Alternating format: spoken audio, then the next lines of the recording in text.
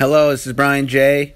I'm going to talk about Amanda Nunes knocking out Cris Cyborg. I'm still disappointed, that Cris Cyborg, she got knocked out and she lost. But, I think what happened with Cris Cyborg, these are my thoughts on the fight. Like, after the fights happened, I already gave my post-fight analysis. But I'm going to talk about my thoughts on how Amanda Nunes made this fight look easy. Like, it wasn't easy because she did take some shots, she took some damage, but it wasn't severe. She was hurt, but not badly hurt. Like, she was buzzed a little bit, but I mean, she came back strong and was willing to exchange with Cyborg and go toe to toe. And what was crazy is that Amanda Nunes threw her punches in between Cris Cyborg's punches. And Cris Cyborg, I mean, she completely underestimated Amanda Nunes' power and her skill set, and she had no respect for Nunes' power. She had no respect for her offense, for her technique, for her skills. I think Cris Cyborg underestimated Amanda Nunes, and you know what? This is a consequence of a fighter like Cyborg dominating her division for over 10 years. She's been running through woman after woman after woman, destroying one pioneer after another pioneer. And she was just dominating her division, dominating the sport at featherweight for over 10 years. It's a champion at Strikeforce, a champion at Invicta, and then became a champion in the UFC.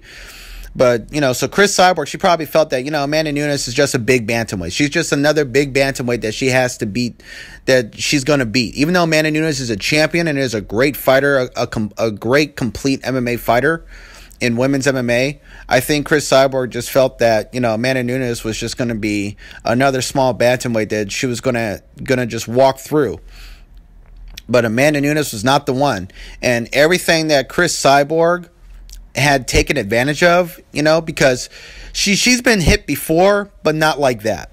And she's dealt with some adversity, but nothing even close to what Amanda Nunes put out there. Cyborg, she took a lot of things for granted. She's underestimated so many other opponents because she knew she had the strength and the skill set to overwhelm them and to dominate them in the cage. But Amanda Nunes was not the one. She was just the wrong one. Cris Cyborg, she hurt Nunes with an overhand right after Nunes had hit her with a league leg kick and then a right hand, and Cyborg had took it, and she was like, oh, so I got to get back at her. And she was she caught her good with a right hand, trying to return fire after getting hit. Because that's her mentality. Like, Cris Cyborg, she could be tactical, but in her heart of hearts, she's a warrior, and she wants to brawl, she wants to fight, and when you hit her, she wants to hit you back. If you hurt her, she wants to hurt you more.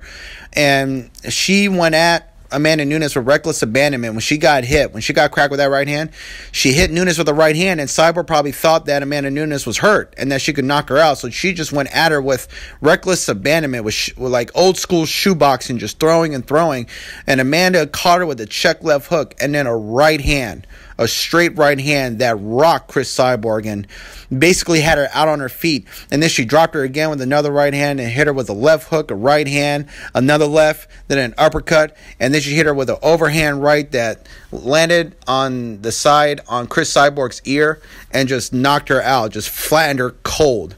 And Cris Cyborg, when she got hurt by Amanda Nunes for the first time Nunes hurt her, Cris Cyborg just looked confused. She didn't look like she looked like she didn't know what was going on or what was happening. She never dealt with that type of adversity, and that's the consequence of dealing with that adversity. Cyborg did not know what to do. She had no defense. She didn't try to just calm down, relax, and back up. She didn't use any head movement. She just kept getting caught by right hands, left hooks, kept getting hit after hit after hit, and Cyborg just had no defense. And before Nunes threw and landed the last punch, Cyborg was just wide open. She had her hands out, her chin up. She had no defense. She had no guard. She wasn't blocking anything, no head movement. She was just in shock and awe of what Amanda Nunes was doing, and she didn't know what to do. She had no plan B or plan C. We've seen other great fighters get hurt and deal with adversity and then weather the storm, shake off the cobwebs, and then come back to knock the person out.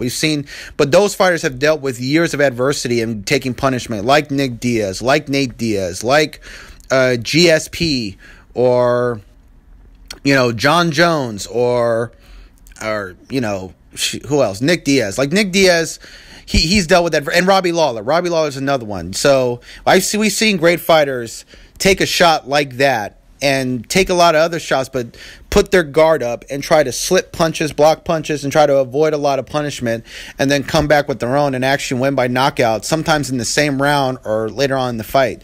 You know, if Cris Cyborg had gotten Nunes past the first 2 rounds, she probably could have won this fight. But we all knew that if Amanda Nunes was going to beat Cris Cyborg, it had to be within the first round. And we were right. Nunes did to Cris Cyborg what she did to Julia Budd. She just jumped on her and knocked her out. So congratulations to Amanda Nunes. She's the GOAT, as far as I'm concerned. She's the greatest of all time. And, you know, you got to put some respect on Amanda Nunes' name. She won by TKO. There's nothing we Cris Cyborgs can do about it. There's nothing that we Cris Cyborg fans can do about it. We cannot change the results. This is what happened. And, you know, congratulations to Amanda Nunes. She's now the champ. And so these are my thoughts on the fight, on the aftermath.